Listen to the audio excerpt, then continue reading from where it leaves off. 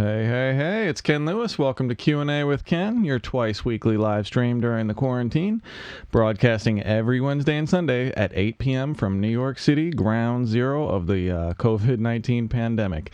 Man, it's dangerous out here, boys and girls. Please stay safe inside and stay masked up. If you don't know me, I'm Ken Lewis. I'm credited on 99 gold certified records, 57 Grammy nominations as a producer, mixer, engineer, songwriter, musician, vocalist, and arranger.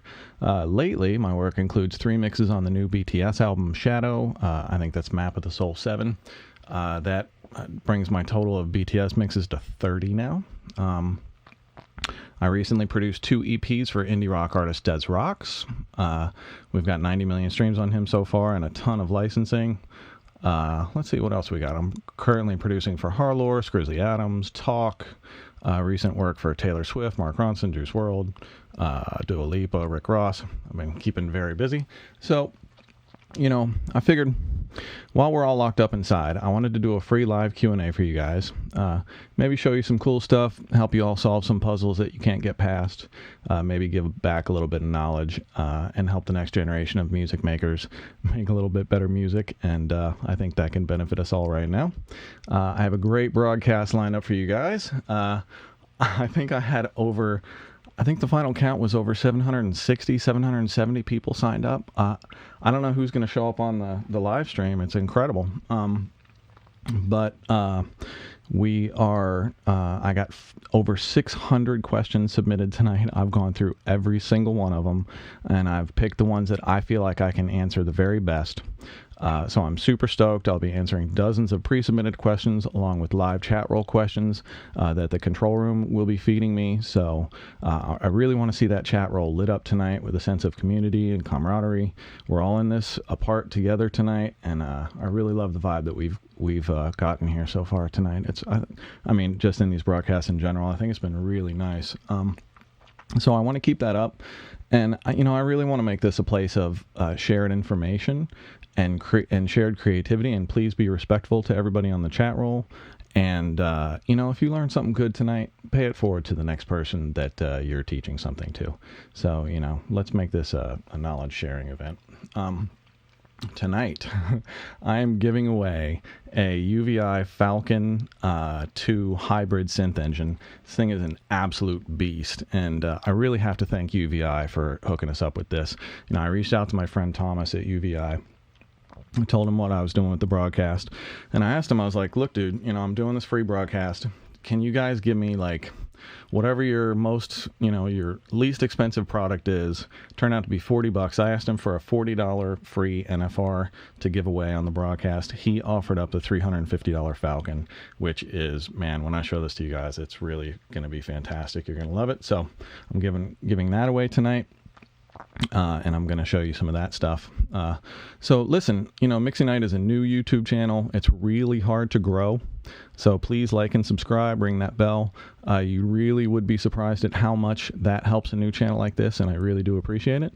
So I have a special guest on the broadcast tonight, remotely, of course, because we are locked down. But I reached out to independent artist Skrizzly. Catalyst is me and Brent Colatala. We are that production team. So Skrizzly's going to join us in a little bit. I'll be showing DAW examples of production and mixing tonight. I'll be building a piece of music quickly from scratch and showing you how to layer it. I'm going to, pretty soon, in the next maybe 10 or 20 minutes, I'm going to take a Drake song and filter it down and show you kind of a bunch of different ways to potentially accomplish that Drake style filtering. What else am I getting to? Storytime.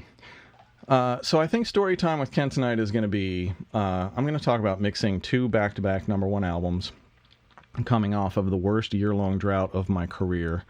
This was in 2008.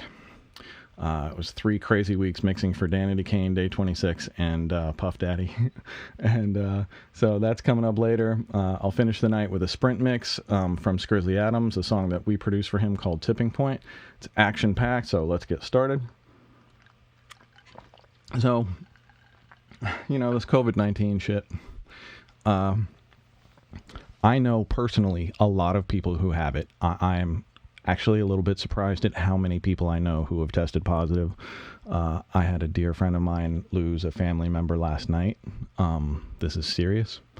It's coming to a town near you. Mask up, stay inside for all of our good. Please, let's flatten the curve. So let me know what's on the chat roll. Tell me what you guys have been up to in the apocalypse. I could use some suggestions. We finished Ozark Season 3 on Netflix. Just an incredible show. So well written, so well acted. We just watched Rogue One for movies again. I think that's the third time I've seen it. I just love the Star Wars stuff. We've been playing a bunch of PS4, some VR Saber Beat, and Crash Team Racing have been the popular ones lately. And I've been getting out and walking the dog every day and getting some exercise and trying to keep working out and staying sane. So it's been a challenge, but we're all going through it. And, think about it. 80 years ago, we would have been asked to be shipped off to war, getting shot at, some of us killed. All we have to do is hunker down in place, stay safe, and don't infect anybody else. I don't think that's a whole lot for any of us to sacrifice. So let me jump right into Q&A. I've got a bunch of great Q&A tonight. I'm going to get to as much as I can. But the first one, this had to go first, of course, from James. James asks, Ken, how much of your success is attributed to your hair? Well, James, the obvious answer is all of it, of course. But then it hasn't been long for my whole career, so I'd say 50-50. I got that going for me. Daryl asks, how did you get your start? So I'll give you the super short synopsis, Daryl. I got a guitar at 10 years old after begging for 2 years. Started taking guitar lessons, started taking music theory at 16 in high school, enrolled at Berklee College of Music in Boston, graduated there magna cum laude, went back to Ohio for a year and engineered, moved to New York City, 1993, and got a job at the bottom rung of a studio and worked my way up from intern to assistant to staff engineer to freelancer, and I've been freelance since 1995. So that's the general synopsis of career trajectory. And every day is like, everybody's always like, what was your big break? What was the thing that really blew everything open for you? Man, I'm still waiting. That is the truth. Some people definitely get that one big thing and then it just launches their career. And the real challenge of that is after you get that one big thing, you need another big thing. So my career has been a series of just putting my one foot in front of the other nonstop. And so far it's worked out. And I keep doing that. All right. Joey asks, who was the first big artist you were able to work with? How did this session come about? And what was the session like? So, the first big artist I was able to work with is Color Me Badd, and I don't know who remembers them. They had a gigantic hit, 4 times platinum hit called "I Want to Sex You Up." Angela Paiva actually recorded it. Famous tracking, mixing engineer in New York City. I learned a lot from Angela early on. Anyway, so coming off the first album, the second album I worked on, the first single on their second album, I can't even remember the song, and it didn't do very well. It tanked, but that happens sometimes. But one of the members there was a guy named Sam Waters, and he was a member of Color Me Badd, and sure enough, maybe 3 or 4 years ago, I get a call to mix an artist on Island Records named Luke James, and the A&R guy is Island Records VP of A&R, Sam Waters, who I think he's moved on from there. But it's it's amazing how people kind of circulate through the industry.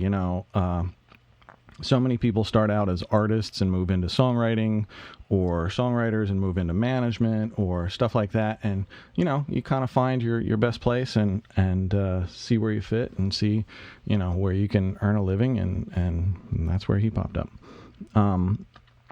Okay. Oh, this is great. I'm super stoked. Jacob Levy asks, Ken, what are different ways to push a single to the charts as an independent artist such as myself? Well, Jacob, I reached out to Skrizzly Adams, and he's an independent artist just like you. Like I said, Skrizzly has he's racked up 85 million streams worldwide. 55 million of those are on Spotify, and that's between songs on his own as well as collaborations with other artists, which I think is always a smart thing. He collaborates with Chris Webby a lot, and Chris Webby has a great fan base, so they help build each other's fan bases together, and that's a great way to do it. So I'm going to read the question again, and then Skrizzly's going to give you your answer. Jacob Levy, what are the different ways to push a single to the charts as an independent artist such as myself? Here's Skrizzly's answer. Hey, what's going on, guys? Answering Jacob Levy's question on how to chart a single as an independent artist.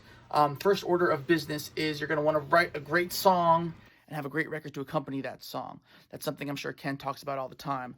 Once you have that, you're going to want to conquer the streaming platforms. You want your song to be going viral on them. There's two ways that's going to happen. Number one, get on an editorial playlist or a couple editorial playlists and outperform the songs around it. So that way the algorithm pushes it forward. As an independent artist, you're probably going to want to get your fan base, leverage them, have them save it, stream it, and give the song a great score so the algorithm pushes it forward, thus making the song go viral or performing very well. Once it's performing very well, you're definitely going to want to make sure you have a video, a quality video that does the same thing. On YouTube, puts up big numbers. Once you have that, you can consider going to radio. Radio is not cheap at all and very competitive, but it's something you're going to have to try to do if you want to chart the single. To accompany radio, you have to also consider going on a tour, whether you're opening or headlining. You're going to want to be hitting all the cities with all the stations that are playing your record or considering playing your record. To accompany that, you're going to need PR. PR is also very expensive, and there's not much bang for the buck in terms of a tangible return. But with that, you're going to be getting write-ups about you. You're going to be maybe creating exclusive content for Amazon. And essentially all this feeds the beast. This goes, radio goes back to streaming. Streaming goes to the video. Video goes to touring. Touring goes to radio, and everything thus gets bigger. Other things you can consider are getting a remix, a big name feature on your record once it's on radio and once it's streaming well to leverage their superstar power to get bigger numbers. A lot of people ask if there are any hacks. Unfortunately, the truth is there aren't any hacks. People think independent playlisting and running aggressive ads are going to break a record. They are not going to break a record by any means. Think of it like fitness supplements. If you're not working out every day and you're not eating right, taking fitness supplements isn't going to do anything. Independent playlisting and running ads is crucial, but only crucial once the record is already working. So the truth is, requires a lot of hard work, can take years, and cost a lot of money. But if you have a great song and you're willing to bet on yourself, I think it's a great idea. So best of luck to y'all. What a phenomenal answer. Thank you very much, Skrizzly Adams. So at the end of this broadcast, which I'm going to definitely go late tonight, at the end of the broadcast, I'm going to do a sprint mix of a Skrizzly Adams song that Catalyst produced called Tipping Point. This is Tipping Point. Yeah, I don't care about you, just thought that we could get along. It was high on a feeling, I said I'd be there if I... So stick around for that sprint mix at the end of the broadcast. Thank you so much, Skriz. We're about to drop the first single on it pretty soon, a song called Too Close to Fire, which is a banger. So look out for Skrizzly Adams' Too Close to Fire really soon.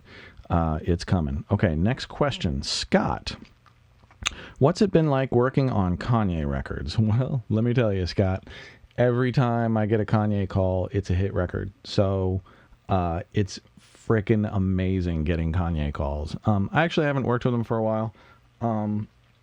But I've worked with him from about 2002 and through the Pablo album, and if he calls tomorrow, I'll be right back there. But I mean, that's the great thing. I think he's an absolute musical genius. No two ways about it. He's one of the most gifted, unique people I've ever worked with. Okay. DeMarquis asks, what are the essentials for producers getting to work with artists like Drake and Kanye? I would say the most important thing that you have to remember as a producer or studio musician or vocalist or whatever is to bring something unique and special that they can't get from somebody else, and especially something that they can't get from the people that they normally reach out to get it. That's how I built my entire relationship with Kanye West, by being the guy who could figure out how to do shit that nobody else could figure out how to do. I was the guy that when he had a vision for it, but he couldn't figure out how to get it, and nobody in the inner circle knew how to get it, they would call me, and that was what I would do. So that's how I made myself valuable to him in that camp, and then I branched out from there. And like, it was also about Drake. Making strategic alignments that makes sense for you is another way. Like the way I started, the first time I worked with Drake was a Just Blaze production, Lord Knows, and I'm going to show you a little bit of stuff on in a minute. But then I ended up signing for a while as a producer to Boy Wonder, who's like Drake's right arm. And so, that was, I think I was signed to Boy Wonder when we worked on, If You're Reading This, It's Too Late, Six God. Okay, so bring something unique and special to the table that they can't get. In the hip-hop world, one of the reasons that I have so many hip-hop credits is people look at me as somebody who can bring authentic other genres into the hip-hop world and fuse the two together in a really authentic way. And that's why I started working with Kanye and all of these other people, and it's worked out very well for me, and I have found my niche. I do a lot of other things, but in hip-hop, that's one of the main reasons that I get so many gigs. Okay, this question really hurt my soul, and it needs to be addressed, and I don't have the right answers, but I'm gonna... okay.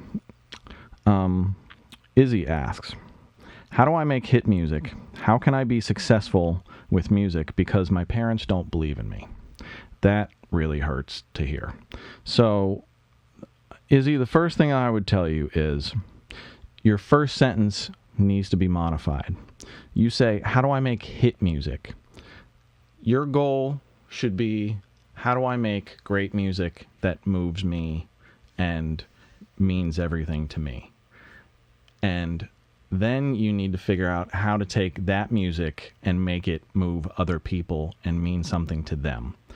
And then if all of those things happen, you can begin to think about how to make hit records. And because the journey to a hit record is so narrow and so there are so many things completely out of your control that could go wrong, that may prevent that song from being a hit, that the real goal should always be to do what you love, make music because you love it and because you can't not make music. I cannot envision a world where I cannot make music. I wouldn't want to live there. So that's the first half of it, but how can I be successful with music because my parents don't believe in me?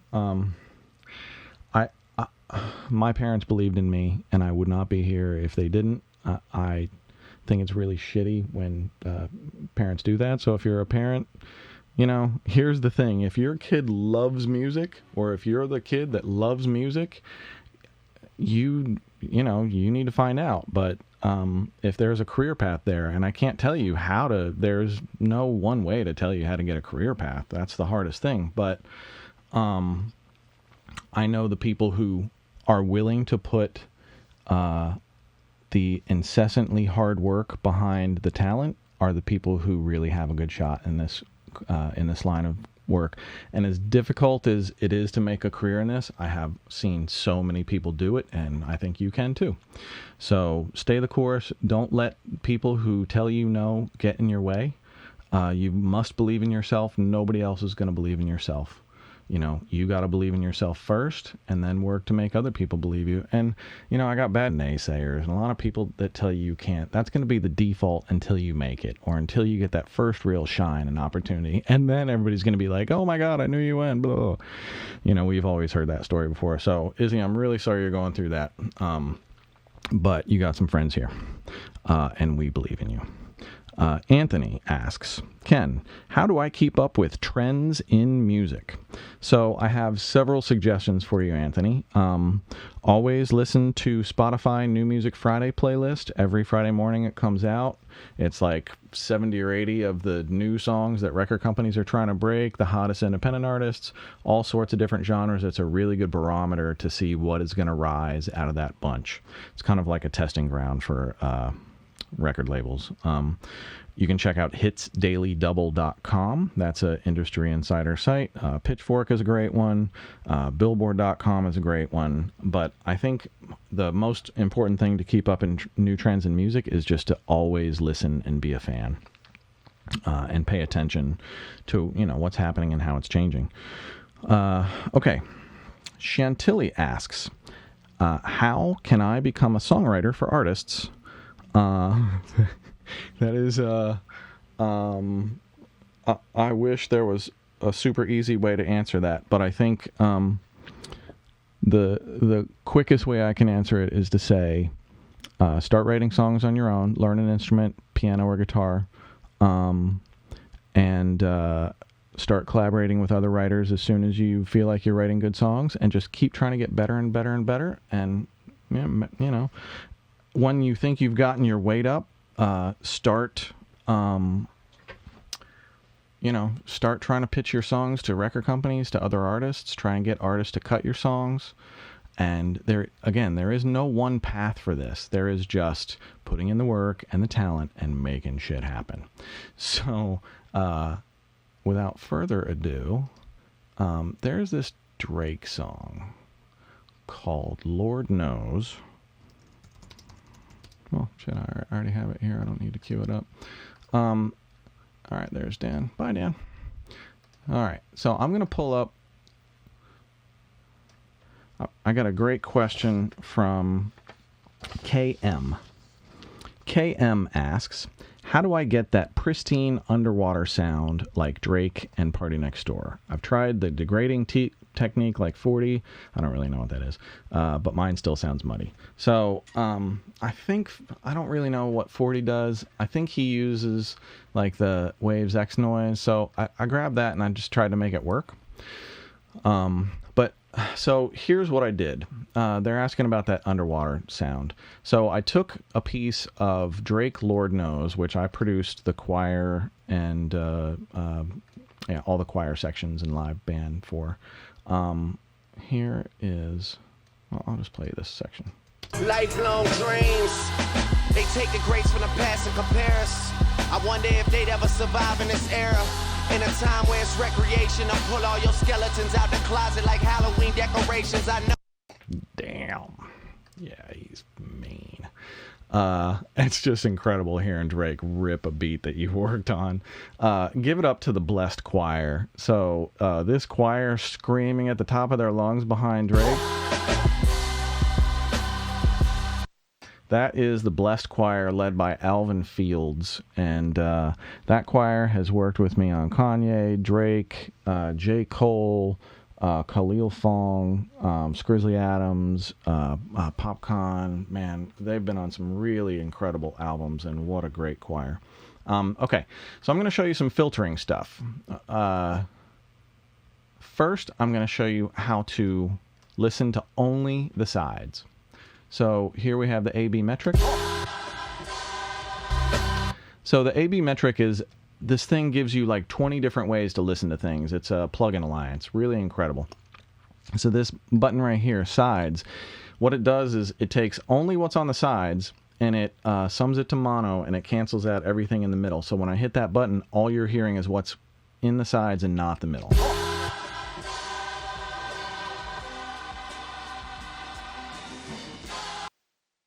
Okay, but that's not the underwater shit. Here's the underwater shit. And then I'll get back to that stuff.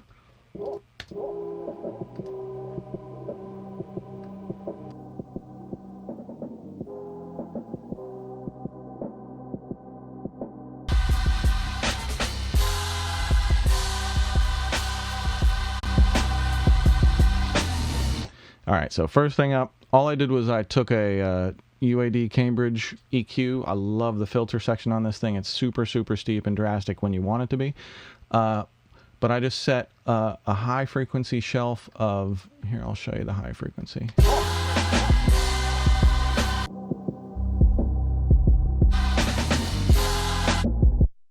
A really steep curve. This is probably about a 30 dB per octave curve. And then I filtered out some of the low end. And then I ran it through this BX Dyne EQ2. And I set this to react to the low end kicks, and it just pushes the kicks out of it a little bit more. Check this out.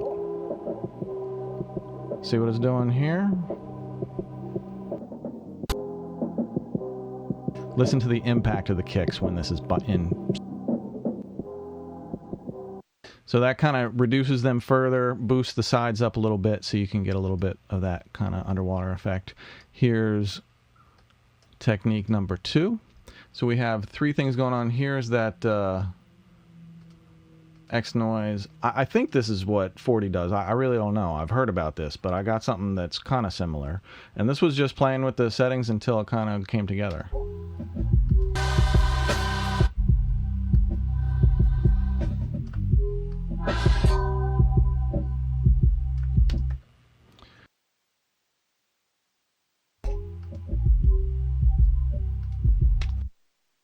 Put it through a flanger, and then the Abbey Road reverb.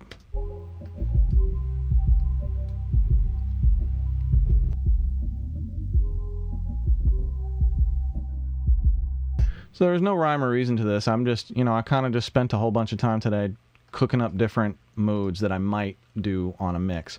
This one is the UAD Moog filter. And this I would probably use as a transitional event.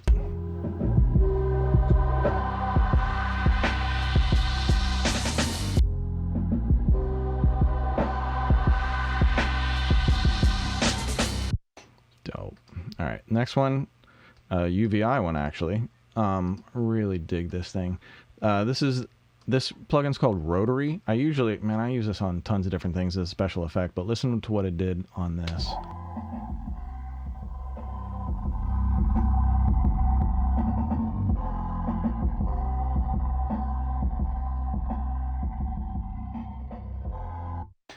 And then one more for you, Decapitator. One more for you, Decapitator. You'll notice on Decapitator I've taken the tone all the way down to dark, and I've taken the high cut to steep, and I've taken the high cut all the way from 20K down to 1K. I'm boosting up some of the drive on it, and my low cut is at about noon, so I'm actually rolling off low end and all of that. And then, well, let's hear what this sounds like.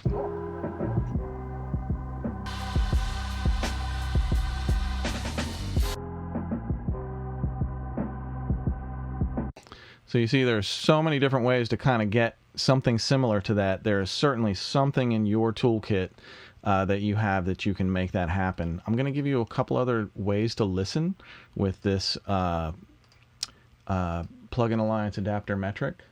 Let's see. All right. So if I wanted to hear only so this adapter metric is a great listening tool. And in addition to being able to switch between being reference material on your mix bus, it has all of these different listening tools. And as a producer trying to sample stuff, this might come in really handy. So if you only wanted to listen to the sides. Right? Oh, here.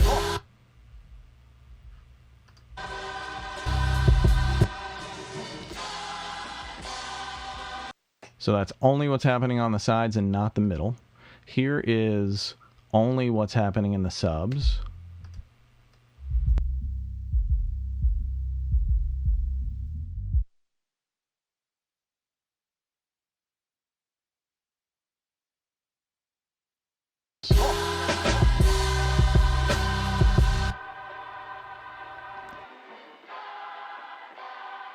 So this is really the filter I'm going to bypass here.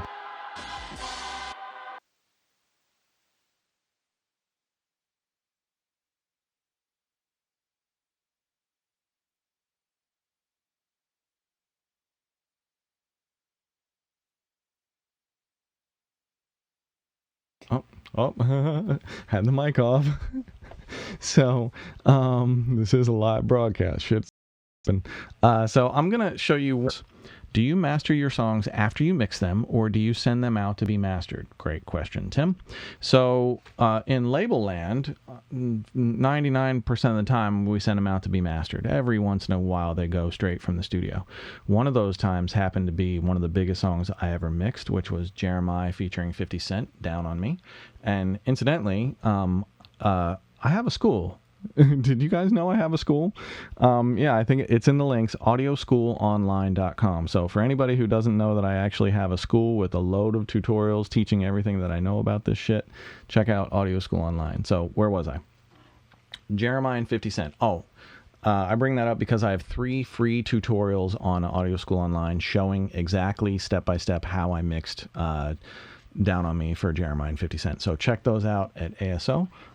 But when I mixed this, we sent it out to mastering, and it got mastered, but somebody at the label or mastering house or somewhere fucked up, and the version that went out onto the CD was the version straight from my studio without further mastering. I had my mastering plugins on it, but I wasn't really pushing it super hard or anything like that. And that song proceeded to spend 7 months plus on the singles charts and go all the way to #1. And it was straight from my studio. So this thing about, you have to get songs mastered, I think they have to compete, but I don't think mastering is the be all and end all that's going to save your song. If you don't have a great song, a great master is not going to help you. So, but I think every step in the chain is important. Let me show you how to cheaply master. So this is strictly for people who are just getting their feet wet writing songs. You're not making anything incredibly great yet, but you're trying really hard and you're really having fun with it, but you don't want to spend $100 a song on a mastering engineer just yet. The stuff that you're doing isn't worth that yet. So there's 2 things that I recommend. The first thing is a website called Lander, LANDR.com, Lander.com. And you get an account and you basically upload your unmastered mix to it, and you select all of these different settings, and then it analyzes it, and it has a computer algorithm master your song for you and spit it back. And you can try a whole bunch of different settings on it so you can see which setting works best with the material that you feed it. And again, you got to consider what I'm telling you here. If you're young and you don't want to spend money on every single song that you're creating, but you want them to sound finished, use something like Lander. The other great thing, if you just want to spend money one time and not have to spend it again, is something like Ozone. I think Ozone's up to 9 now. So Ozone is Isotope. So Ozone, I have this Northside mix up from Gringo the MC out of Texas. Northside, so come slide. I'm sipping on some big drink. It's fun time, shorty know.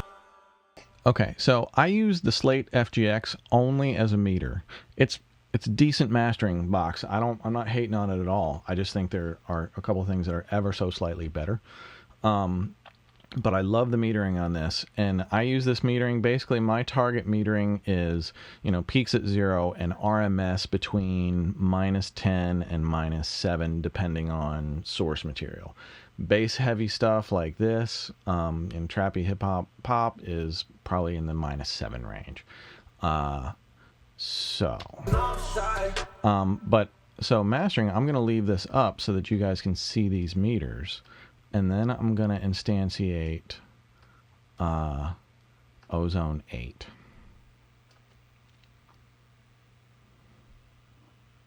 All right.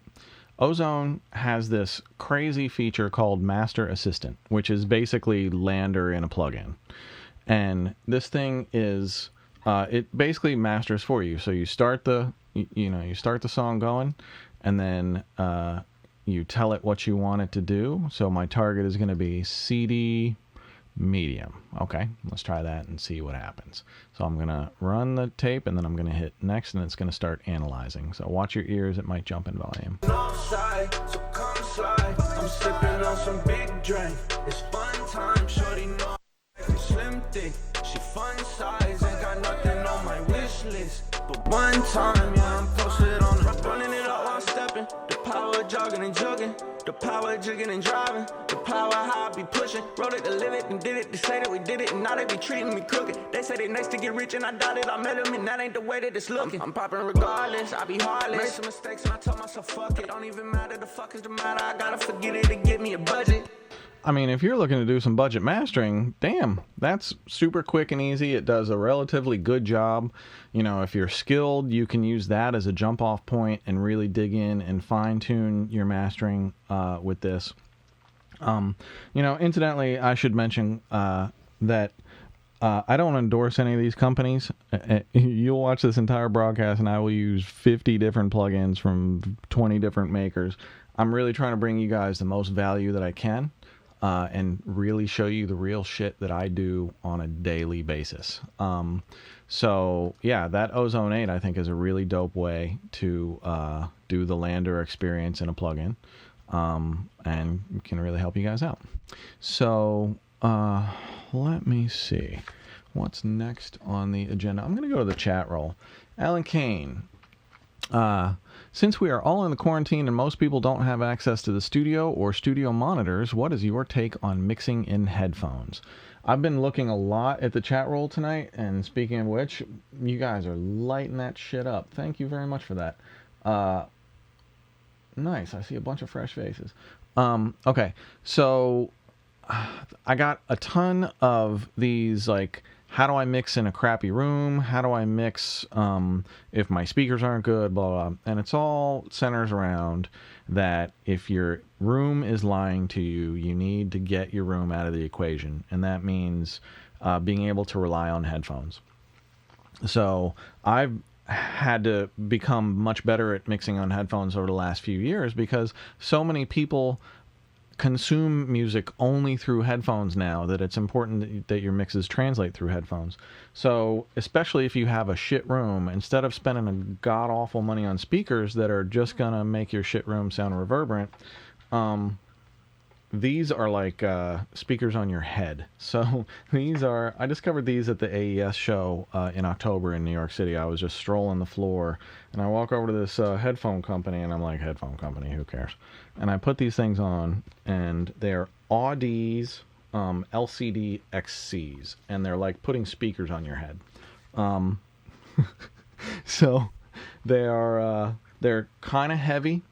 And you probably wouldn't want to keep them on for like an hour stretch at a time, but it's not like a normal headphone experience. It sounds like you're listening to speakers, only they're like right here. And the detail and transparency and the way they translate to my mains is like perfect. I listen here and I listen to the mains and it's the exact same details and the exact same mix. And I'd say those are even clearer with, like, those to me are mastering headphones. You could easily do that. The other headphones that I recommend for those on a budget is these Audio-Technica, what are they? Here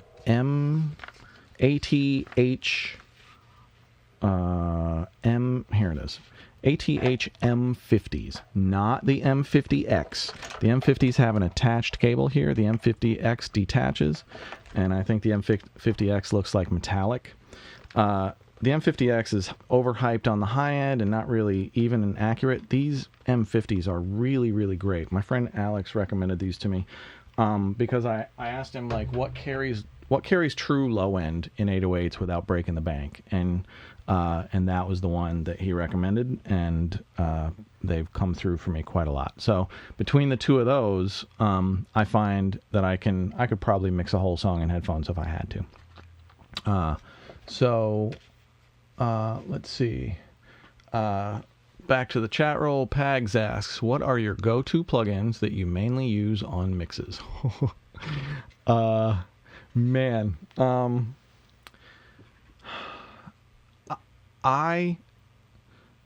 of them.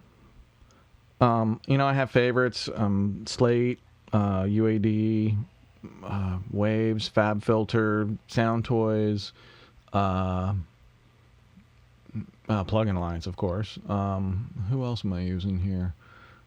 I'd say those are the main kind of collections. I'm sure I'm forgetting other ones, but and then I have just a ton of these smaller esoteric collections. And I'm always looking for like cool little things that do like one or two amazing things. One of those little amazing plugins that I absolutely love lately is this thing called Speaker from Audio Thing. Let me put it on a, here we go. I'm posted on the north side, so come slide. I'm sipping on some big drink. It's fun time, shorty know. All right, I'm gonna put speaker. Listen to this thing. I'm posted on the north side, so come slide. I'm sipping on some big drink. It's fun time, shorty know I like 'em slim thick. She fun size, ain't got nothing on my wish list. The one time. So that's one of my super favorites that I kind of discovered recently. Let's see. What else do I have? JP on the chat roll asks, what is the full name of the headphones? The Audio Technicas are ATH M50s, and the other ones are Audeze, AUDEZE, LCD XCs. They're closed back. They're the closed back brown ones. These suckers, if you can see them. Let's see. Okay, so where am I even at in the broadcast? Let me get back to section 2. So I want to talk a little bit about interning and interns and seeking jobs. I got dozens and dozens of questions about how do I find an internship? How do I land a job? How do I find work? How do I, everybody's searching right now. There's not very much work to go around. How do you climb the ladder? So here's a few maybe possibly hard truths for you. Well, before I get to that, so these two things have become kind of famous. A long time ago, I wrote 2 rant threads on Gear Sluts, years apart. The first one was called, here it comes, How Not to Land an Internship, which was a tongue-in-cheek take on here's everything that you should not do when you're trying to get an internship, and you will be successful in getting it. So rant 1 was how not to land an internship. That has been viewed 25,000 times. Schools have called me to ask if they can use it in their curriculums. It's totally nuts how that has kind of had a life of its own. It just keeps recircling and recycling. And then I ended up writing later on part 2, how not to land an internship, part 2. So if you're job hunting in the music industry right now, really doing any kind of job hunting at all in the music industry, and a lot of these tips apply way beyond the music industry too. Read those 2 articles. They are your roadmap. They are your absolute how-to, this is what to do, this is what not to do to try and find an internship or an assistant job, or work at a studio or a record label or wherever you're trying to get in at. Check those 2 things out. All right, what is next on The Price is Right? Let's see. Okay. Oh, so I brought those up because I had 2 questions. I knew I'd get back to it eventually. Okay. Jorel asks, I'm mostly doing live sound work in my area. I want to get into the studio world, so at the moment I'm just mixing small projects for free to improve. I want to find a mentor and get an internship outside my area. What are you looking at when evaluating potential interns? How can I show the value that I bring? So that How Not to Land an Internship is written tailor-made for you.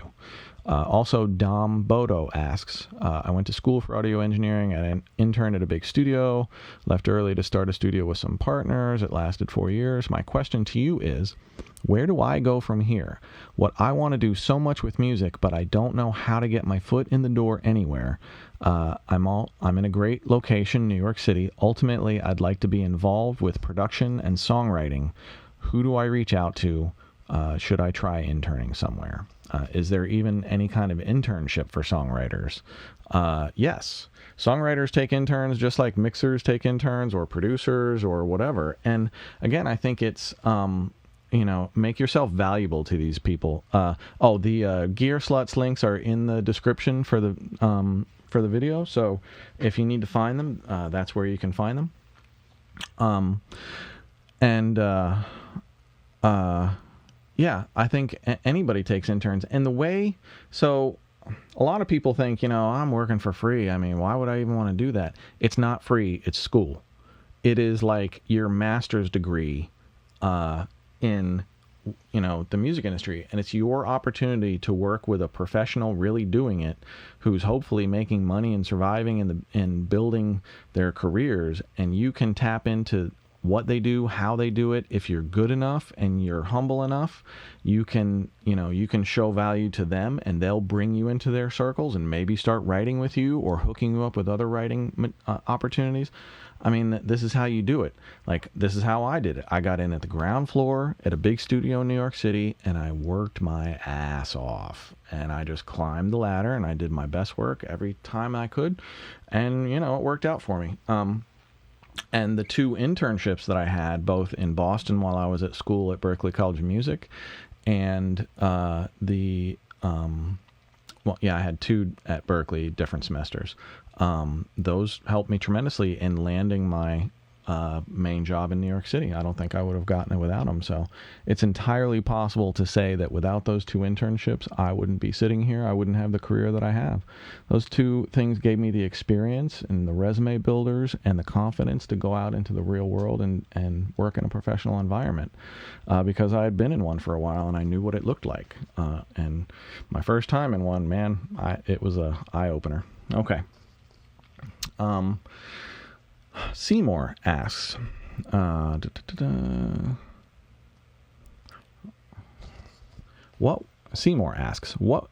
what was the most important step in your beginning that you think a lot of artists and or producers either get around or forget about?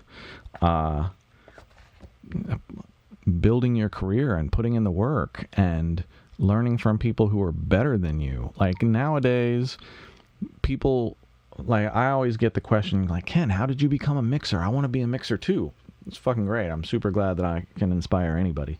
And I love being a mixer and a producer and all of these things, and I wish that for you too. But it's not just going to magically happen for you. You need to put the work in. And, I'm 28 years into a major label career, and I still work 7 days a week. Not really because I want to, but because... if I don't take that gig, somebody else is going to take that gig. If I don't develop that artist, somebody else is going to develop that artist. If I don't, do that job, somebody else will. And then they'll get the next 10 gigs from that person. So if you want to build a career, you make yourself available. You always do your best work every single time. If you take that gig and your name is going on it, you better be doing your best work no matter what that is. You don't get to cherry pick which... artists or songs you choose to work harder for and which you don't. Okay. Jesse asks, is there a way to get noticed or recognized by making music with no equipment because I don't have any? I only have my laptop. Do I need to spend money on gear? What do you think? Listen, Jesse, this is an excuse. You're going to have to get past this. If you have a laptop, you have an infinitely more powerful music creation tool than I ever had until about 20 years ago. So there's great cheap software. See what works best for you, maybe FL or something like that if you're into hip hop, and learn FL. Here's a perfect example of thinking that you need all of this gear and these sounds, and really what you need is vision and imagination and the ability to just start and plow through and create things and then challenge yourself to get better at creating things. And so where was I? Okay, I lost my train of thought. Oh, the laptop. So yeah, so the thing I wanted to mention about that was, okay, Jesse, you have no gear. I was very fortunate to work on an album by a hip-hop legend named Pete Rock. I recorded the entire Soul Survivors album, and I mixed a little bit of it.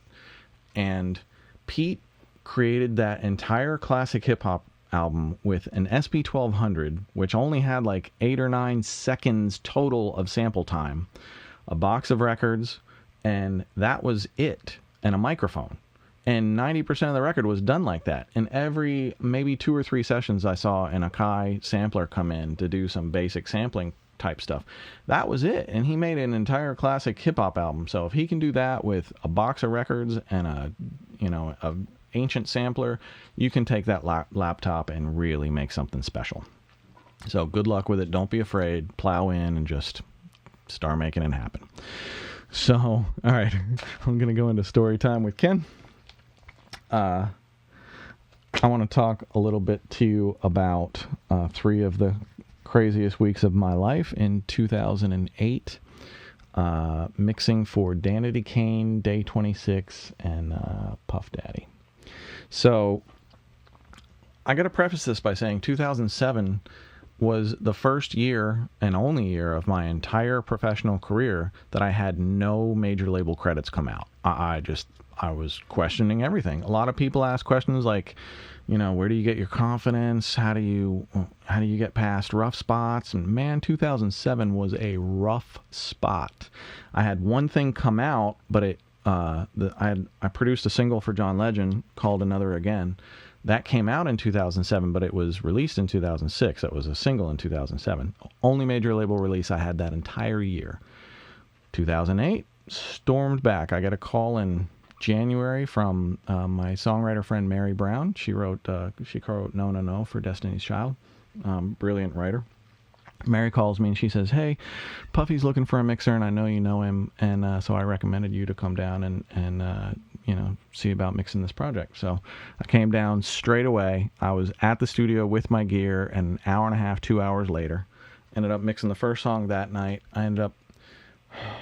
It was easily 100-hour weeks for 3 weeks straight. And if I was pulling 100 hours a week, my assistants, Steve Dickey and Maddie Rich, were pulling like 120, 130. I mean, these guys were absolute warriors, and there's no way I would have gotten through it without them. And that's the other thing that you don't see. People want to know where the path is to success.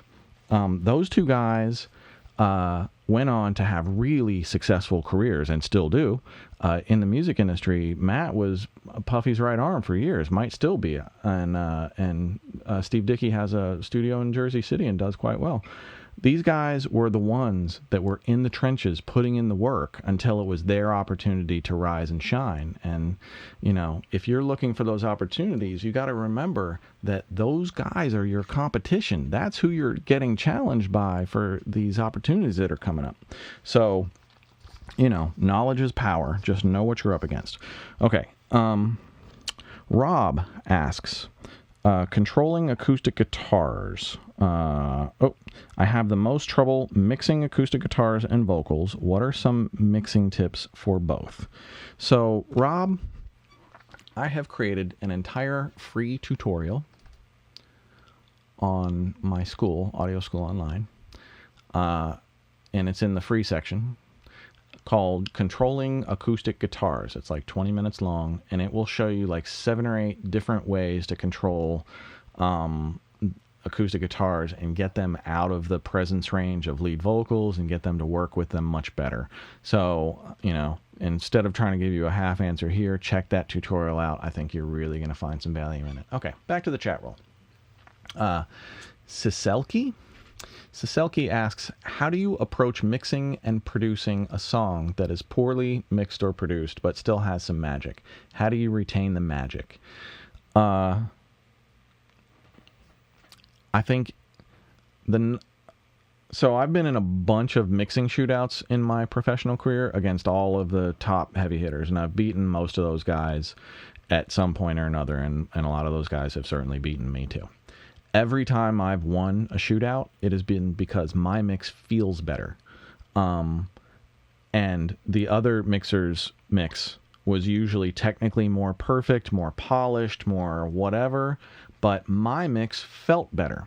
And virtually every shootout I've won has been because the way that I mix, I always try and bring out the best in the song and the artist, whatever that is, and that's going to be a different approach for everybody, but find your approach and get comfortable with it. And that's best advice I think I can give for that.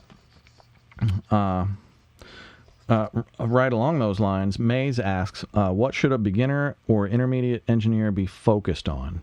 To me, if you're intermediate, you've already learned a lot of the gear basics. You kind of know how things function, but now you have to find the taste to know when to use the right equipment when, how to use the right equipment when, what are the correct moves and effects and moods that you're trying to create. So my suggestion is for those intermediate engineers trying to get to that next level, the thing you should do most is listen and develop your sense of taste. It's really important. I wish I had done a lot more of this early on. Building listening awareness, like the intangibles of what makes a song great. That's what you're trying to figure out as a producer and as a mixer. It's always the challenge. How do I take this, and it's your job to hear what's not there and bring it to the table and make it work. So how do you learn that? I think you learn that by a lot of practice and making records every day. If you want to be a producer, produce something every day. Produce a song or an artist as much as you can. Don't just make beats. Make beats and give them to artists, even if you got to give them for free. I mean, come on, wake up the next day and make another hot beat. Don't be too precious with your stuff that you lack the experience that you need. Because I guarantee you, you don't want the most important call of your entire career to come when you're not well practiced, because you don't want to have to switch that switch on and be 100% at your best when you haven't been practicing with the smaller artists at 100% to be your best for, that whole time before the big call comes in. If you're not ready for that big call, you're going to be nervous, you're going to be scared, it may not go well. So every time you work with anybody, produce every day. If you want to be a mixer, mix something every single day. It's the way I got good. Okay, what's next? Carlos asks, what kind of reverb do you use? Well, Carlos, all kinds. I'm not even going to bother pulling up my plugin list. I have just an absurd number of different types of reverb. I think eventually I'll probably do a full master course on reverb. There's just so much to cover on it. But some of my favorites, the FabFilter R, I love that thing. It's super transparent and beautiful, and it carries really nice. The Valhalla stuff is fantastic. The UAD Capital Chambers are like the missing link in chambers. I think they sound incredible. Waves H-Verb I use quite a bit. The Slate liquid verbs, I can't remember what they're called, but those I use quite a bit. So those are a bunch of them that I lean towards. And I also really love Springs. The Audio Thing Springs reverb I like a lot, and Eventide just put out a new Spring reverb that I just picked up and like a lot too. So reverb is there's a lot to choose from there, and I feel like, I don't know, I try and save presets anytime I come up with a really dope reverb sound on something, and I may pull it up as a preset on something else, but then I'll modify it from there. Or, it might just work that way. Okay, where am I going next? All right, I'm going to do a bit of a lightning round. There's just so many questions. I literally got over 600 questions. I just couldn't even believe the volume of questions. Almost 800 people signed up. It was just incredible. Hopefully you all are getting something really valuable out of it, and I appreciate you all coming. And anything that you guys do, like, subscribe, ring the bell, that stuff actually super helps most early on. So now's the time, and I do appreciate it. Okay, lightning round. I'm just going to fire these off. Ootly not, Rodney. There are so many times where we have worked on big records with budget gear. Des Rocks would be a perfect... here, I'll just play you some Des Rocks. Most of the guitars on the Des Rocks project were cut, and most of the background vocals were cut through an IK Multimedia iRig DI straight into the computer and amped up in the computer. I mean, we tend to work very, very fast and spit out a ton of ideas and then sort out the best ones and refine those. The other way to do it is to be really careful and precise and make sure that every sound that you pick really works. I think that approach is better for like pop and things where ideas come out of boxes. They already sound pretty great. So if you're producing a rock record or something like that, don't be so concerned with sonics. Be concerned with getting the ideas out as fast as you can and cleaning them up later. Okay, Tristan asks, is it possible to make vocals sound great with only Logic Pro plugins? Well, I use Logic. Absolutely. Logic has a really great plugin list, native. I wish I could show you something on that tonight. I just don't have anything prepared actually in Logic. But I do have, I don't think I can pull it up, but at my school, and the links are in the description, Audio School Online, I have a full tutorial called Mixing Lead Vocals. And what I do is I take 5 separate vocal chains, and I mix a lead vocal from fader down to finished 5 different times with each of those different vocal chains, and one of them is just stock Pro Tools, which is pretty close to stock Logic. And the thing that I found in those 5 different chains is, for the most part, yeah, the great plugins netted slightly better results than the stock plugins, but it wasn't a big improvement. And the lesson and takeaway is that all these tools are pretty great, and if you learn the tools well and you use your ears well, then you can really create amazing stuff with stock plugins, with cheap gear, with, don't let that hold you back, and just do the best with what you have. Okay. Sean asks, why is it so easy to have a good mix one day and the next mix is just awful? It's hard to find consistency from mix to mix. Well, Sean, I feel like I'm a super consistent mixer now. Like, as a pro mixer, you have to be.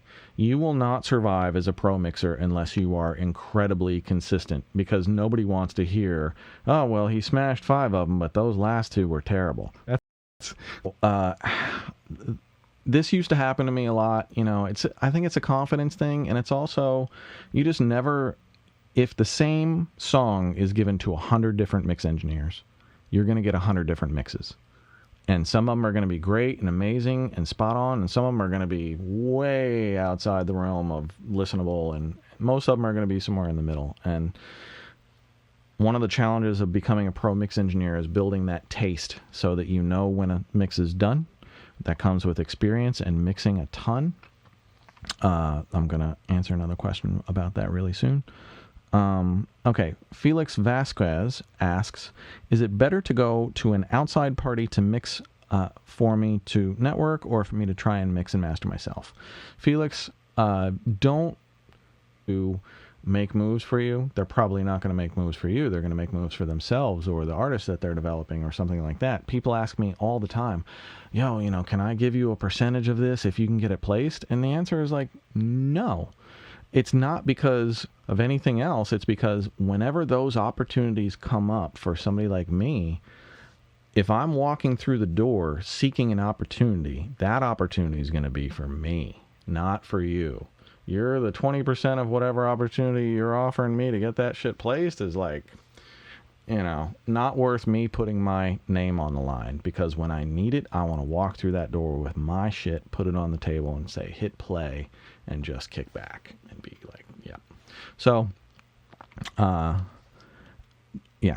network as much as you can, but don't look, for the people making your music to network. If you're with a super dope producer who's well connected, they should be pitching your stuff, I think, or helping you get it out there. Okay. Carrie asks, how do you go about troubleshooting? Whew, Carrie. With new technology, names, numbers, wires, ports, inputs, I find endless opportunity for tears over this. Do you find sometimes that you lose hours to technical issues? How do you resolve them and learn new software, etc.? I got news for you. We're all in the same boat. I have had more technical difficulties over the last year. You just can't even imagine. Days down in the studio with shit going wrong, with software not working, corrupting the entire system. I had an iPhone update erased like a third of my plugins for a month and a half about a year ago. It was just, you can't even make this shit up. And, you just got to persevere through it. We all go through it. All right. David Gonzalez asks, Ken, engineers tend to nitpick tiny details that the average listener doesn't pick up on. How do you stop yourself from going in circles and continuing to make changes when you're tweaking and editing a mix? Well, here's a trick that helped me a lot. When you think you're done with a mix, you just push yourself back from the console. I can't reach any controls, and you play that mix down. And if you can listen to that entire mix, maybe with your eyes closed so you can't see the screen or anything, and you don't want to change a single thing, your mix is done. I would suggest two listens through that way. The other really valuable listening technique that helps me determine when a mix is done is I can open up the studio door right there, and I can either walk into the Brent's studio across the hall, and I can listen with the doors open from there, or I can walk down the staircase, and I can sit at the bottom of the staircase and listen to my finished mix down there. And if I can listen at the bottom of the staircase, and I can understand every single word of the vocal, and everything is hitting and feeling right to me, it feels like one song coming at me, and I'm not picking apart everything, then it's done. Usually when I start the at the bottom of the stairs listens, I probably make 5 or 6 average trips up to make smaller tweaks, and then save, go back to the beginning, hit play, run to the bottom of the stairs, listen again, over and over until I'm done. And often I'll do this as the very last thing before I print a mix. And there are just certain things that, for what it's worth. Billy Tipton asks, I am a music therapist and I have been passionate about using music technology in my sessions. That's really cool, Billy. What are some techniques that you use when you teach others engineering and production? Also, what is your opinion on iOS production and recording? Any awesome apps that I might be missing? Thanks for doing this. Billy, thank you for being a music therapist. I think that's incredibly valuable and important work. I saw this video from his childhood, and within a couple minutes, he's practically singing along to the damn song after being catatonic for a year. I mean, the power of music is just absolutely mind-blowingly incredible. So, really cool job that you have. The iOS stuff I find really fascinating. There's a program you might want to check out. It's really simple, but it's loop-based, and it's a lot of fun to just make basic music with. On the iPad, it's a company called Amplify Launchpad. Try that for your music therapy people. I think they'll really enjoy. It's loop-based. Everything stays in the same key. It's super easy to use, and you can really make music pretty easily. So check that out. Next question, Palmetto. What is the best thing a new producer can offer somebody in exchange for working with them? A new producer, a new writer, a new whatever. You need to bring value. Whatever it is, if you want somebody to work with you, you need to bring value to them. It's plain and simple. You need to bring them something that they can't get themselves, or don't have time to create or do themselves, or something of real value that you can offer. And that's always what I've done. You can do it too. You just need to figure out what that valuable thing is that you can offer. And I would go so far as to say, like, I've gotten a ton, absolutely ton of questions from you guys about how do I get, how do I pitch to artists? How do I get my songs placed? How do I, all of these things. Step one that so many people forget, and Skrizzly said it best, is you got to have great music. And you have to have it ready and perfect for the person that you're reaching out to before you reach out to them. You will, listen closely, you will never, ever, ever, ever, ever, ever convince somebody that you're great, or your music is great, or your song is a hit. The only way that's ever going to happen is if you put it in front of them and hit play and shut your mouth. If you're playing something for somebody, don't make excuses, don't set it up, don't tell them this is the song, listen, anybody who can really change your career has done enough of these sessions of listening to know exactly what time it is, and you haven't. So, make sure you have the product before you go in search of the opportunity, and make sure that product is something high level and very special, as well as you can be. Let's see. Dave asks, how do you collect on sync licenses that scatter all over the internet? I'm signed to a sync licensing agent, and they procure placements and collect licenses. And if I'm a writer on a song and another licensing agent gets a placement, then my sync licensing agent will collect my portion for me. And really, one of the kind of secrets about the sync world, I'm pretty well versed in the sync world now. I'm not an expert, but I'm dangerous. Is there's this misnomer that like you can feed second rate material into the sync world and just get, oh, this isn't good enough for a major label, so I'll send it, I'll get licensing for this. That is not how this shit works. Your sync songs have to be every bit as good as major label singles. The only big difference is they don't have to be topically like major label singles. You can write about things that would never work on radio that would work perfectly for licensing. So I think the misnomer is that anything is licensable or that it's really simple to get licensing. It's really not. And I wish you luck. Okay. I am going to go back to Logic.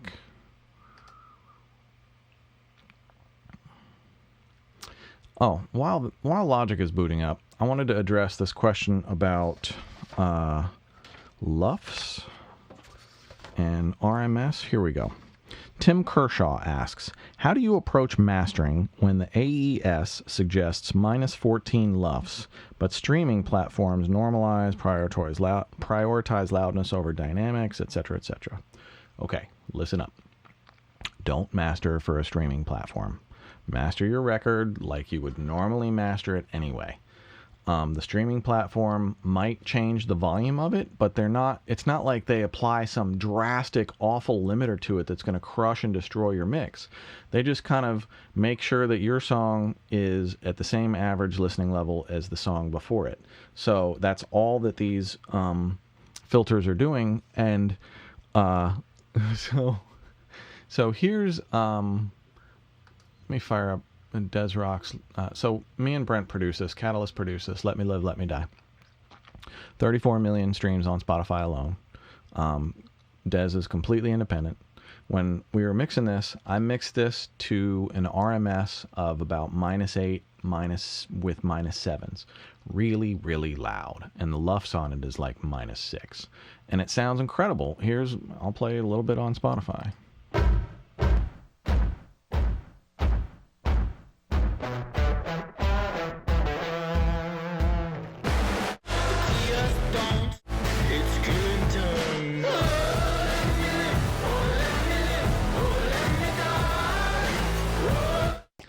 Sounds massive on Spotify, and it's super pushed.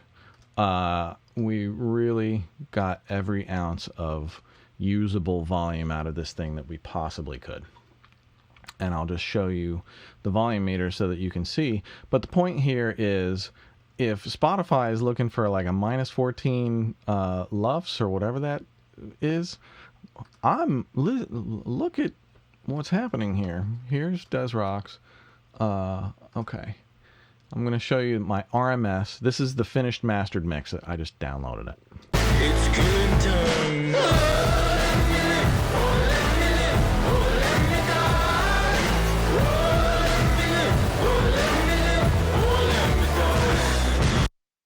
So I'm at -8 RMS.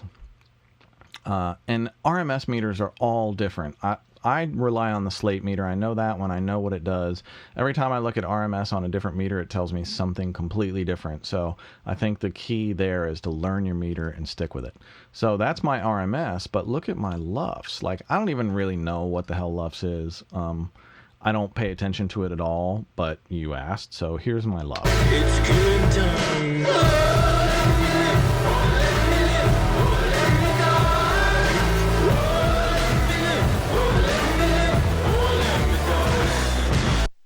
Yeah. So clearly I'm way beyond that, and it sounds great on Spotify. We've had 34 million streams and nobody's complaining.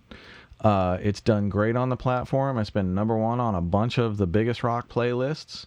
And Spotify, you know, the algorithms don't ding it for being too loud or anything like that. So all of this, you know, mixing soft for Spotify shit, just, man, forget that stuff. We are not doing that. Okay, so that's Des Rocks. I'm going to show you a couple what I think are super cool things. One thing I think that younger producers and creators very often make a mistake with is when you're trying to pick sounds and audition sounds, there is very often the most usable range of that instrument in both velocities and in textures. And here's what I mean. So I took one of my favorite pianos. It's called the Fazioli Grand Multi-Complete. This thing is just gorgeous. And it's a super multi-layered piano. It's got a ton of different multi-layers. And so I took it and I want to show you the difference between 20 on the velocity and 127 on the velocity. I'm going to skip around just to save a little bit of time. But here's 20 on the velocity.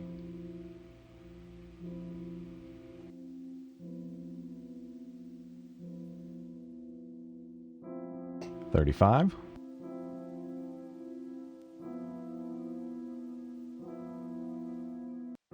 $65.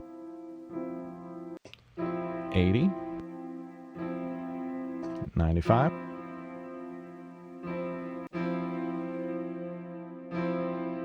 That's 110, and here comes 127.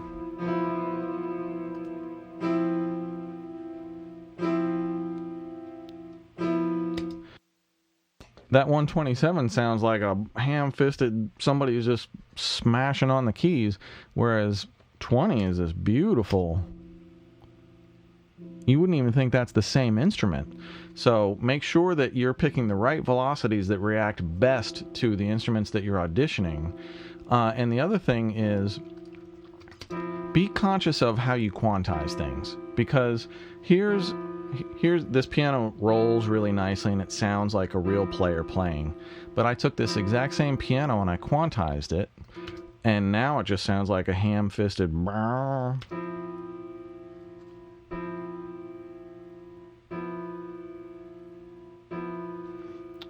right, one more time on the unquantized.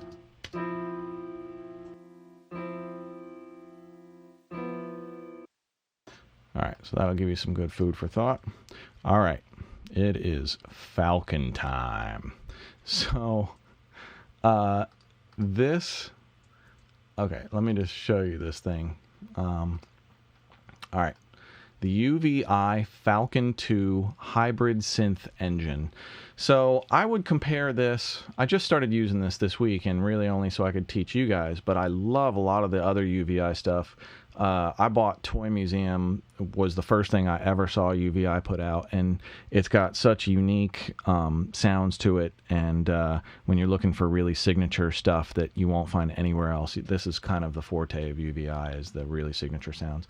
So this Falcon, you can envision it kind of like a contact player, or like an Arturia player or something like that, where it's you load a ton of different sound banks into it. You have every sound under the sun practically. It's really incredible. I'm going to show you. So the first thing that I did with this thing,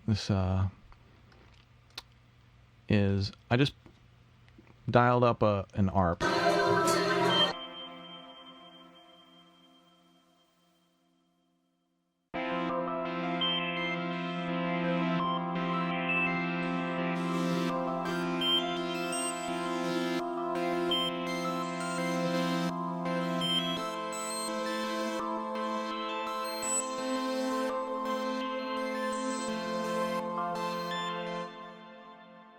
Beautiful ARP. So I'm going to show you how to build an entire beat based off of just starting with something like that.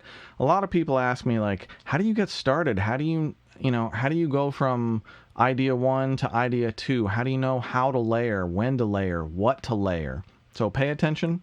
I'm going to show you a bunch of tips and tricks that are going to help you a lot with that right now. So if I open up the MIDI for this, you can see I've got chords going on here. And then I've got all these other notes going on.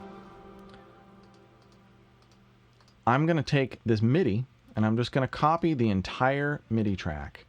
And then I took another Falcon and I assigned a sound called Morning Pad. Okay, that's Morning Pad. And then I'm going to highlight the MIDI region and I'm going to drop it 1 octave. And what this does is it plays the same. See, I chose pads and not an ARP, so let's listen to what this does playing the exact same MIDI information 1 octave down.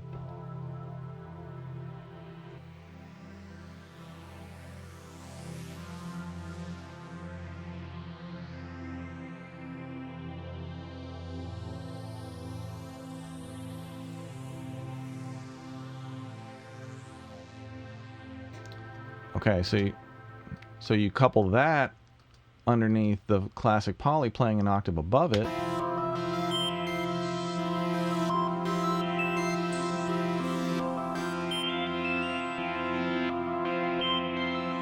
A little filtering on the classic poly.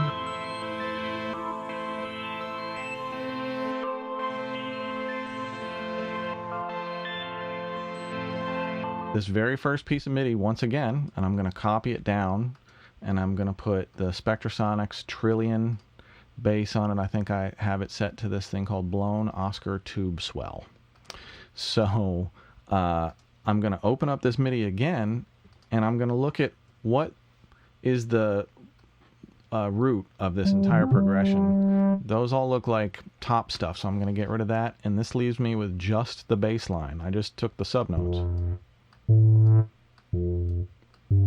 And if I play that underneath,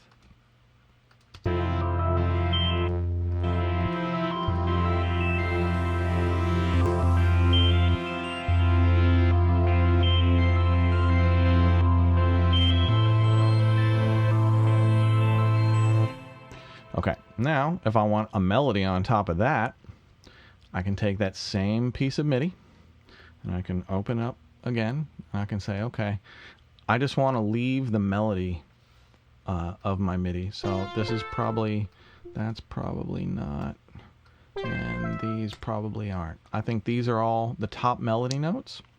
So I'm going to assign a Falcon sound called Chameleon to this. Where is it? Oh, come on.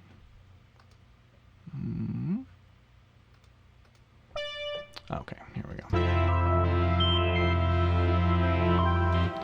And I'm going to take Chameleon and I'm going to, so now you see I've only got the top octave left, and I'm going to transpose this up an octave. Let's see. Boom.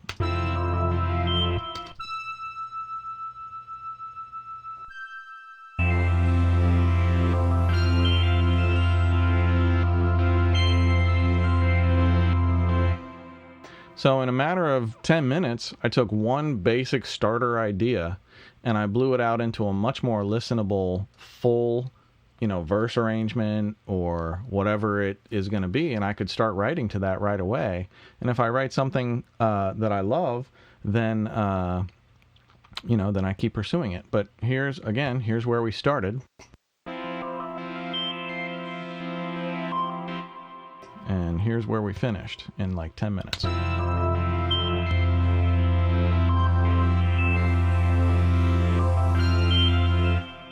right, so there's some really good idea builders for you young guys out there who are a little stuck.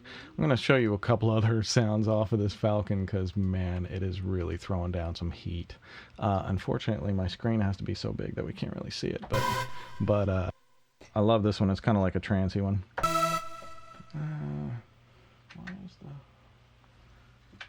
Trying to get the Rolly working. It should be working. I'm not sure why it's not. Darn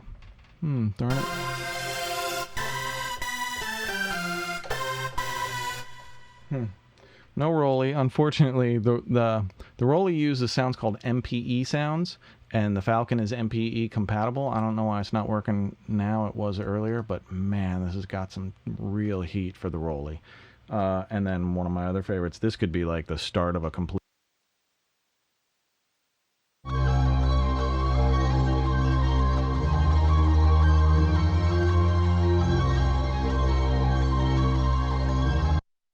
Kind of like cheating. So, all right. So I think it's time to give this bad boy away.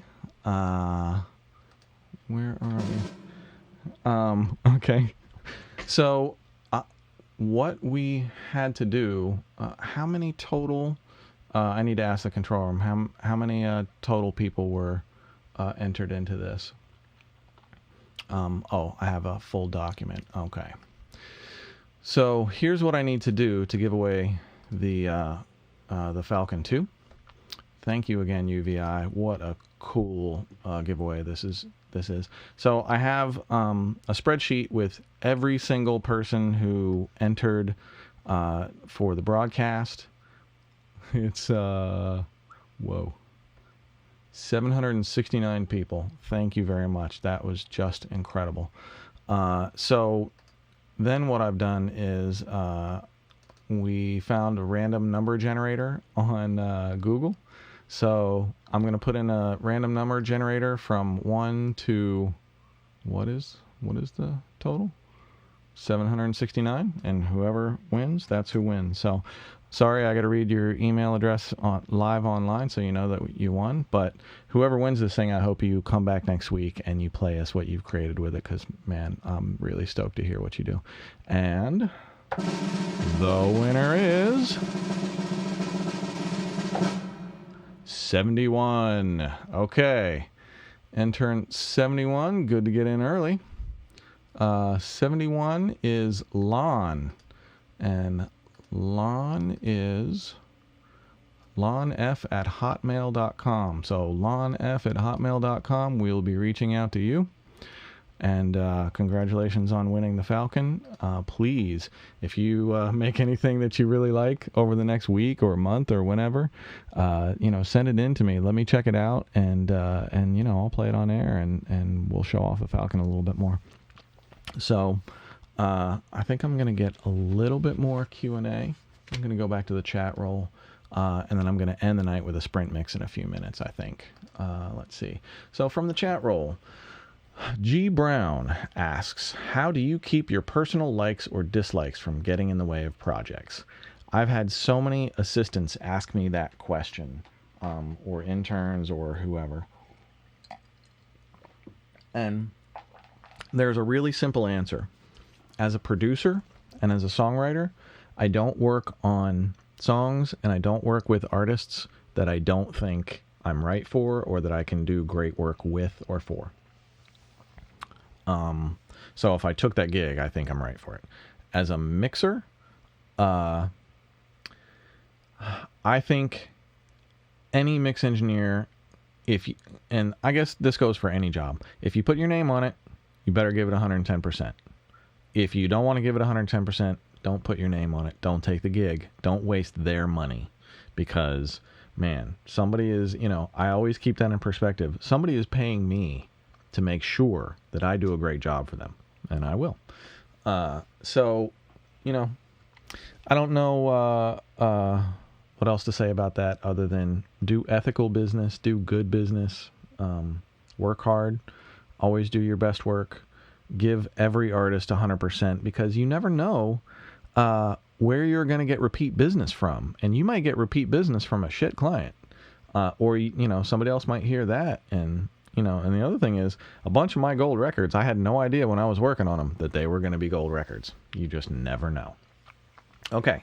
From the chat roll, Austin Cummings asks, hey, Austin, I'm experimenting with the sound design of my instruments. Is this a good use of my time? Do you have a collection of go-to instruments when starting a recording? I do have my list of go-to instruments is pretty stupid. And This is what, making records for 28 years gets you. I'll pull up my... So, I want new from template, I think. Yep. My Apocalypse production template. So I'll just show you a brief run through into my template. The piano that I just showed you is on there. So basically, I have like all of my top creation things already in.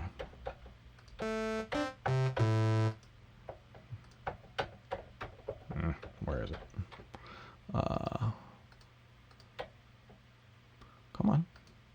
Well, I don't have too many things loaded, but yeah, so you see I've got all of these soft synths ready to work, already pre-loaded in. So when I'm starting to create, I just go from sound to sound to sound, fast and easy, until I find the right thing for my song. Then I commit to that part, move on to the next thing.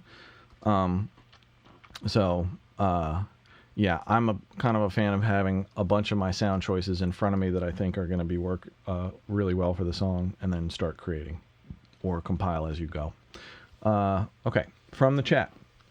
JP, can we all agree that music theory is necessary to make billboard music? Oh, JP, I have very bad news for you, and that is that you are 100% incorrect. You don't even have to be a musician to make music nowadays. You don't have to be a musician to make hit records, #1 records. And I would say a lot, I don't know if most, a lot, I'd probably say most people who make hip-hop beats are not musicians. And man, to each their own. It's like hating on auto-tune. Auto-tune is here to stay. It can be used very effectively as a simple correction tool transparently. You don't even know it's being used. Or it can be used as this like really severe, pitch correction for like rappers and whatnot. But the thing you got to remember is it gives rappers the ability to sing in tune. That shit is never going away because most rappers can't sing in tune, but you fire up auto-tune and all of a sudden they can kind of hack out these melodies that are floating around in their heads that they haven't been able to deliver before without the auto-tune. So, these are just tools. And the thing about tools is a lot of people avoid certain tools because they think like, oh, I want to be a purist, or that, I don't want to be the type of guy that uses auto-tune or something. Man, to me, that's all complete bullshit.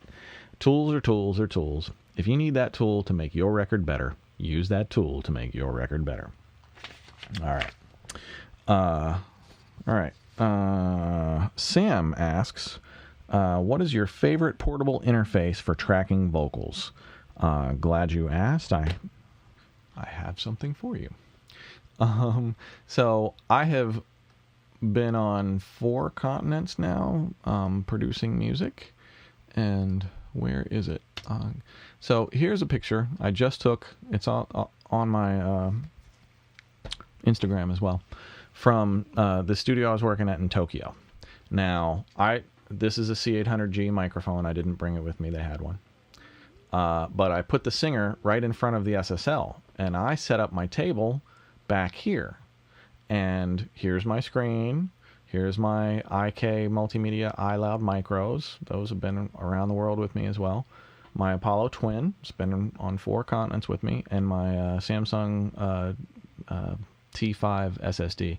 That thing is 2 terabytes in the size of about 3 credit cards, and it's a SSD, no moving parts. Absolutely lightning fast. You could mix like a 200 track session off of that thing and it won't hiccup at all. Let's see. What else did I have to show? One other thing that I wanted to get to, because I've had it came up a little bit earlier. I'm not going to get to it. I think I'm going to go back to the chat roll. Marcus Manderson asks, what to use Logic for and what to use Pro Tools for. For me personally, I use Pro Tools for mixing and to record live things like vocals, guitars, bass, any kinds of things like that. Typically go into Pro Tools, but not always. I'll record them in Logic when I have to. Logic is the MIDI. Anything MIDI or loop or tempo based to start with on a grid we start that in Logic, and then we usually keep the session in Logic until either vocal time or when it's time to really rough mix and figure out what we have. And then we'll export everything out of Logic, move it into Pro Tools, give it a great rough mix, cut vocals, whatever, and then finish it on the SSL in Pro Tools. So that's the main process around here of how we get shit done. Let's see. I'm going to do the Skrizzly Sprint Mix in a few minutes. If I didn't get to your question tonight, I'm really sorry. You guys can see, man, did I have a ton of questions to get through. And I am going to follow up on my Instagram story over the next few days until the next broadcast and keep answering more. So check me out at Ken Lewis Producer on Instagram and on Facebook at /Ken Lewis. Check out the school, audioschoolonline.com. All right, back to the chat roll. Angel Natera asks, is there a producer, artist, or songwriter on your top 5 that you have not connected with? Damn right there is. Timberland. Man, I watched... If you guys are not hip yet on masterclass.com, it is probably my single favorite website out there. It's such a wealth of information, and I watch Masterclass not so I can learn how to produce beats and learn how to whatever. It's really so I can experience the pixie dust that's coming off of these super high level pinnacle creators, and I'm just looking for the gems that they're dropping, just like you're looking for those little nuggets of information from me. So yeah, Timberland's one that's gotten away. We've had 1 degree of separation so many damn times, and we kind of came into the industry at the same time. Obviously, he's been just legendary. I just love his energy, and I love his feel, and I love, obviously, his drums. And his kind of next-level ideas are really just that would be one. Other bucket listers, Shawn Mendes, Adele, Billie Eilish, of course. Who wouldn't want to work with her right now? I love great singers. Demi Lovato, wow. I'm really into great singers, and I love recording great vocals, and I've been super fortunate to do a bunch of that. Okay, Tia and Elon ask on the chat roll, Ken, what are the do's and don'ts of networking? That is a fantastic question. Okay. The worst phrase in the music industry is, we should work. I hear that all the time. Yo, I love your work, man. Let's get together. Let's work. Let's work tells me that you want me to bring all of my talent to the table, but you haven't brought me any of your talent to the table first. If you want Let's Work to be effective, go to Let's Work. Here's something incredible that we can work on together. I've started it, let's finish it together. Or here are 10 ideas that I've been working on the last year. I think we could pick one of these and make it incredibly great. What do you think? That approach has some real chance of success. The other approach, you just spam out links to people and, listen to my shit, give me a critique. We don't have time. There's just not enough hours in the day to do all of that kind of stuff. So, you got to do what you can. Okay, so once again, this is a brand new YouTube channel. I really appreciate everybody hanging out tonight. Oh, God, it's 9:40. Wow. Whoever is still on, thanks for hanging out. I'm going to go to the mix right now. Please like, subscribe, ring that bell, tell your friends. This is a new channel. That stuff really helps tremendously, especially early on, for me to build and help me get into the algorithms in YouTube and kind of spread organically. So please, all that stuff helps. So I'm going to do the Tipping Point by Skrizzly Adams Sprint Mix. Get ready for this thing. And I love this song. It was the first single that he put out on Atlantic Records. Skrizzly was signed to Atlantic Records for a hot minute. They never ended up really putting anything out on him and doing anything, so he got released, got his masters back, and went independent, and has been very successful since, and we all kind of wish we had just stayed independent from the jump and not gone major label land, but it happens. It's crapshoot. You can just never know what the right exact path is going to be. you can only hope in the music industry and life to make as many of the closest decisions to correct as you possibly can, and let the chips fall after that. And that's really the best that you can hope for. All right, I've answered 2,000,001 questions tonight. I'm going to end this broadcast with an incredibly stressful sprint mix. So if you're not hip on the sprint mixes, again, the sprint mixes are available at my school, Audio School Online. The link is in the description. The idea behind why I created the sprint mixes is you mix an entire song in 10 minutes. It's faders down to finished. And what I've done is, so the original Skrizzly Adams Tipping Point mix was probably about 150 tracks. And I have stemmed that down into, I think, 32 tracks. So there's a ton to sort through, figure out what to do with, and balance and make sound like a song. Most of the stems sound pretty good, so it's not really about, EQing and carving and things like that. It's about striking the balances, and that's the most important thing. I guarantee you, if you can take on the sprint mixes and work yourself up the levels, it starts from super simple. If you've never mixed anything in your life, sprint mix level 1 is for you. That is 10 minutes to balance 4 stems. Level 2 gives you a completely different randomized set. Level 3, 4, 5, 6 gets harder and harder and harder. 6 is Jedi level. If you can do level 6 and make it sound like a song in 10 minutes, you're fucking with shit on my level. So I am going to give myself some mood lighting. I'm going to put on the death metal setting on my lights. I love this. So give myself a little bit of, oh, no, here we go. Yeah, okay. And so it's going to be 10 minutes on the clock from faders down to finished.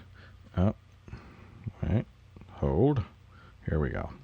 10 minutes on the clock from faders down to finished, and let's see if I can make this thing sound like a song in 10 minutes. So thank you very much for hanging out. What a crazy time that we're living through, and what a crazy broadcast. Thank you so much for all of the support. I'm going to be back Sunday night, but I think that's going to be the last twice-a-week broadcast. I'm going to go to Wednesdays after this. It's just way too much work to put together something with this many examples and stuff. But I'm just going to try and make a one-day-a-week broadcast and make it this good every week, I hope. And while we're all locked down, I hope you join me. So without further ado, 10 minutes on the clock. Boom. Here I go. Skrizzly Adams, Tipping Point.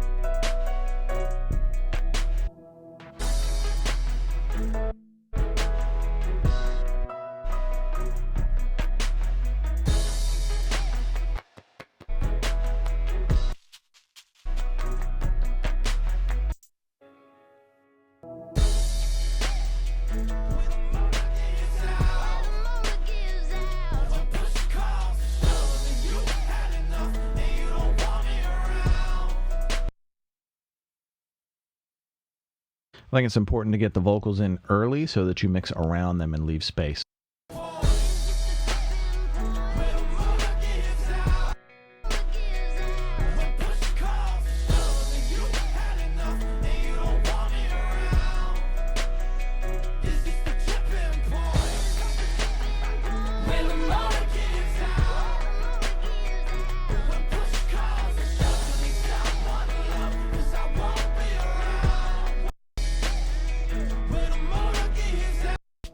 How we fly down a parkway, find faith in the driveway was all that was broken, and a heart that's been beaten. I don't love you now like you loved me then. Was it sort of yet? Is this the tipping point? Thinking how we fly down the parkway, find faith in the driveway. Was all I was broken and a heart that's been beaten. I don't love you now like you love me then. Was it sort of hooking it up yet? Is this the tipping point? Where the motor gives out. Thought that we could get a lift in the driveway. Was all I was broken and a heart that's been beaten. I don't love you now like you love me then. Was it sort of love yet? Is this the lift in the driveway? All I was broken and a heart that's been beaten. I don't love you now like you love me then. Was it sort of looking it up yet? In the driveway was and a heart that's been beaten. I don't love you now like you love me then. Was it sort of hooking it up yet? Is this the tipping point? Where the motor gives out. When push calls to shove, not enough and you don't want me around. Is this the tipping point?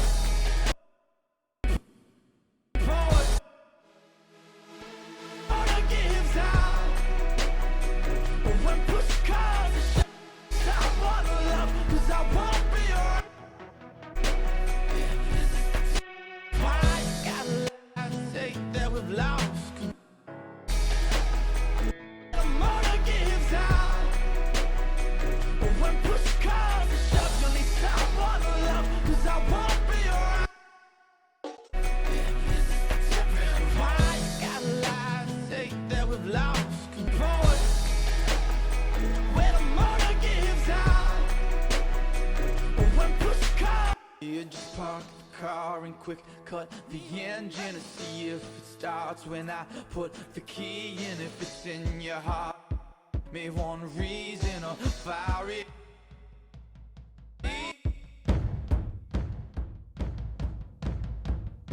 If it starts when I put the key in, if it's in your heart, then give me one reason.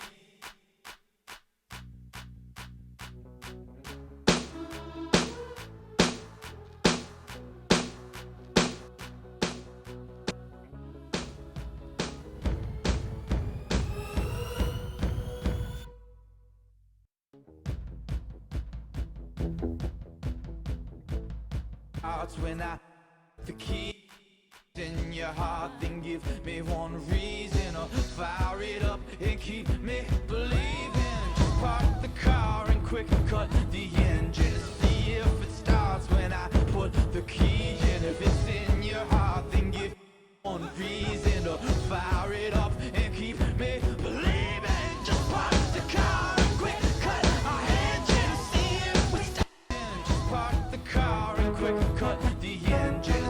If it starts when I put the key in, if it's in your heart, and just park the car and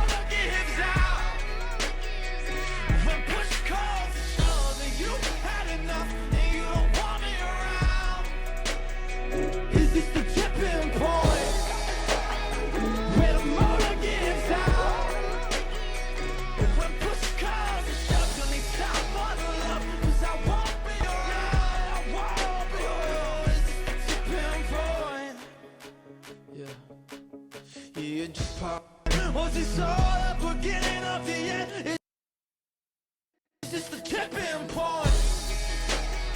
Where the motor gives out. When push comes to shove, you had enough and you don't want me around. Is this the tipping point? Where the motor gives out. When push comes to shove, you'll need someone to love. Cause I won't be around. I won't be around. Is this the tipping point? Was this all the beginning of the end? Is this the tipping point? Where the motor gives out. Yeah, I don't care about you, just thought that we could get along.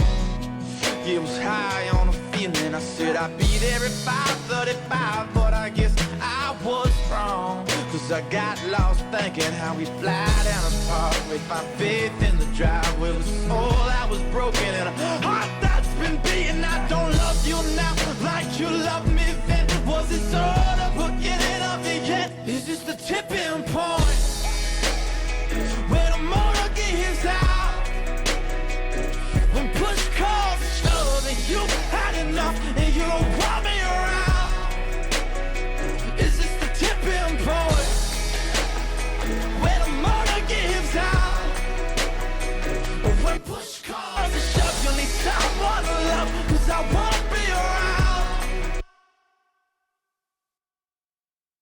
Lies say that we've lost control when we never really had it. You see, the devil don't do this alone, and I know it's so hard for you to take. Cause you swore that you weren't gonna go run and tell your mother that I was the one.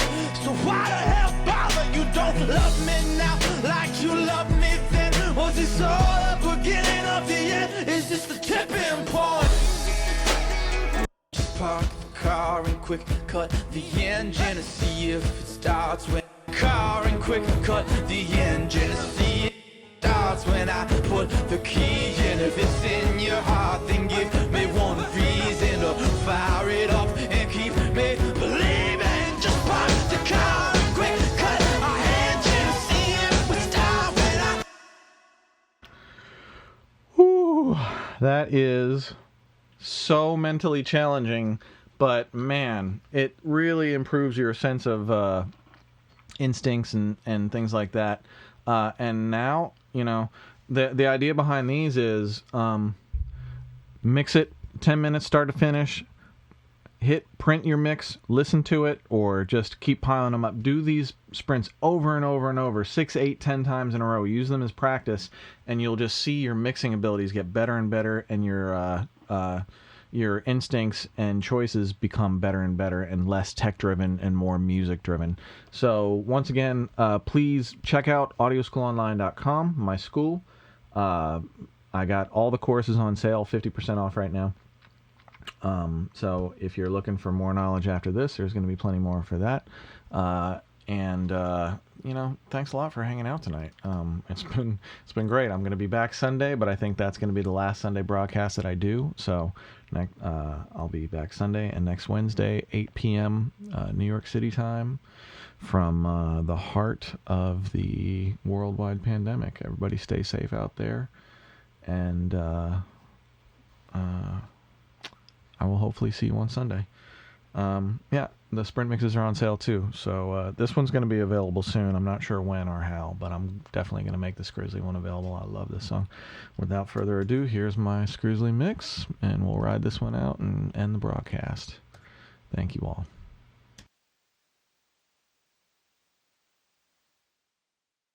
Yeah, I don't care about you, just thought that we could get along.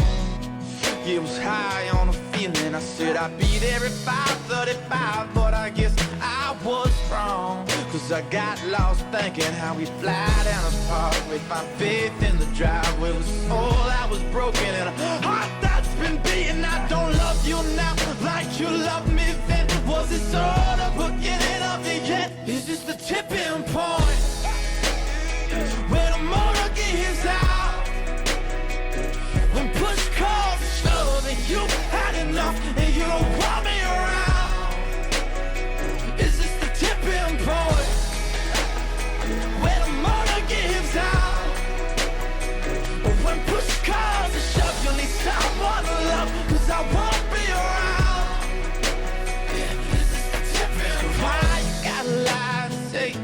lost control when we never really had it. You see, the devil don't do this alone, and I know it's so hard for you to take, 'cause you swore that you weren't gonna go run and tell your mother that I was the one. So why the hell bother? You don't love me now like you loved me then. Was this all the beginning of the end? Is this the tipping point where the mother gives out? When push comes to shove and you had enough and you don't want me around. Is this the tipping point where the motor gives out? When push comes to shove, you'll need someone to love, 'cause I won't be around. I won't be around. Is this the tipping point? Yeah. You just park the car and quick cut the engine and see if it starts when I put the key in. If it's in your heart, then give me one reason to fire it up and keep me believing. Just park the car and quick cut the engine and see if it starts when I put the key in. If it's in your heart, then give me one reason to fire it up and keep me believing. Just park the car and quick cut our engine and see if we start when I put my key in. If I'm in your heart, then give me one reason to fire it up. But man, this is the tipping point. 'Cause the motor gave out. Yeah, push came to shove. We've had enough, and you don't need me around. Yeah, yeah, this is the tipping point. Oh, 'cause the motor gave out. Yeah, this push came to shove. You've had enough, and you don't need me around. Yeah, yeah, this is the tipping point. Yeah, 'cause the motor gave out. 'Cause push came to shove, and you've had enough, and you don't need me around. This is the tipping point where the motor gives out. 'Cause push came to shove, and you've had enough, 'cause I won't be around. This is the tipping point.